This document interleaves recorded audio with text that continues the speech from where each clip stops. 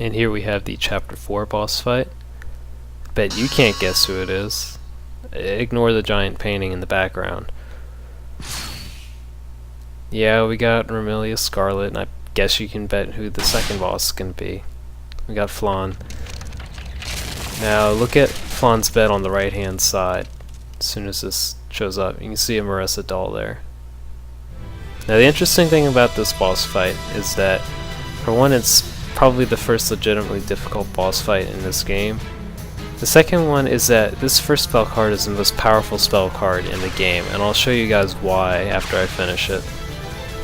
Basically, Remilia will try to hit you with her spear, and after she does that twice, Flan will try to lock onto you and hit you. She'll use those red dots left behind by the spear to try to hit you, as well as lock on to the character that you're using when she first starts doing it. She'll become vulnerable right after though, and Remilia will always become vulnerable after trying to hit you 3 times, so just keep that in mind.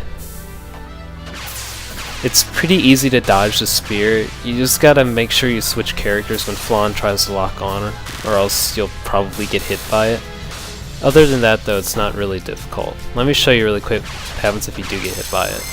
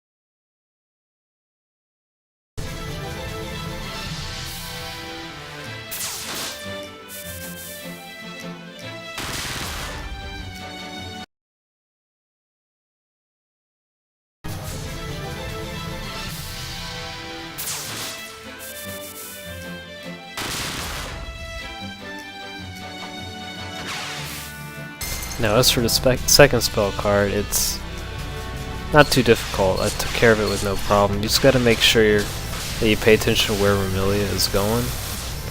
Now there, I managed to get through Flan's Levitine by using Marissa's down-up attack, because you have invincibility while you're doing it.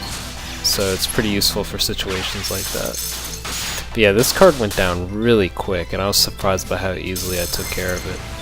Just make sure you don't get caught by one while you're attacking the other, and you'll be fine. This card, you want to pay the most attention to Remilia, and that's why. Because if you get hit by any of those bats, you'll probably get pulled into the middle, and it looks like about half of your HP. But as for Flan's 4 of a kind, just make sure that you take care of it.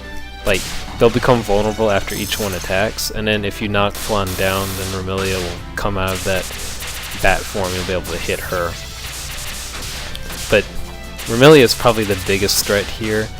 Flan's 4 of a kind can be a problem if you let it be. Just make sure that you keep moving whenever one gets ready to attack. I almost lost Marissa there, and that would have been a big problem for the 4th card. You'll see why shortly. But really, just keep moving around whenever you see one about to attack, because Flan will start, like, you'll see, like, that animation right there lets you know that they're about to hit you, or try to. But it's not a particularly hard card. One of Flan's 4 of a kind, the one that I'm about to kill right now, the one that shoots the blue ones, is probably the most annoying because it has the most range of the 3 clones. Flan herself isn't too difficult to deal with. And honestly, some people like to just leave the 4 of a kind clone that shoots out in a cross pattern because it's the easiest to dodge. But I'd just as soon take out all of them and hit Remilia, because she's much more difficult to deal with. But anyway, I screwed up that combo there, so I didn't end the spell card as soon as I wanted to. Thankfully I didn't like pay for it with too much other than getting hit by that a couple times, but There's just a little minor mistake on my part.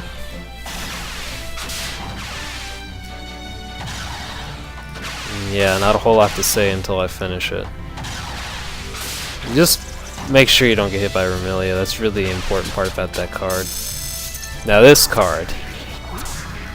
Marissa is basically useless for the first part of this card unless you can get a good down-up attack. What you gotta do is hit them while they're dashing back and forth in order to make them come down. And Alice's spinners are very useful for that. So are a couple of Pachuli's attacks, but I don't have Pachuli. But if you hit them, they'll come down like that, and you'll be able to combo up on them both at the same time, which means you'll do double damage. It also means that you can very easily take them out in one combo, which is what I did there. And honestly, I practiced that setup a lot, where I'd plant Alice there and just move around with Marissa until they came down, and then throw them against the right-hand wall and finish them with Marissa, because I mean, that's really a very easy way to take care of that card. And by the way, that noise you heard at the end during the score screen, that was the notification that I had passed 30 coupling points, and should I have been playing a normal story mode, then that would have unlocked the extra stage. The problem with the extra stage is that normally what happens is, in story mode, if you get game over on a certain stage, then you'll be able to continue from that stage. But if you get game over on the extra stage, then you can't continue from it, and you have to continue from a certain point in the story that will give you enough time to get 30 coupling points, which is kind of annoying, and that's why it took me a while to unlock Desperate Mode, because I'd always screw up against the next boss, which you guys will see shortly. But that's really it for Remilia and Flandre. It's a pretty difficult boss. I took care of it very easily, minus the third spell card, when I almost lost Marissa. But other than that, as long as you keep track of what both are doing, then you should be fine. With that said, I will see you guys for the 5th boss fight.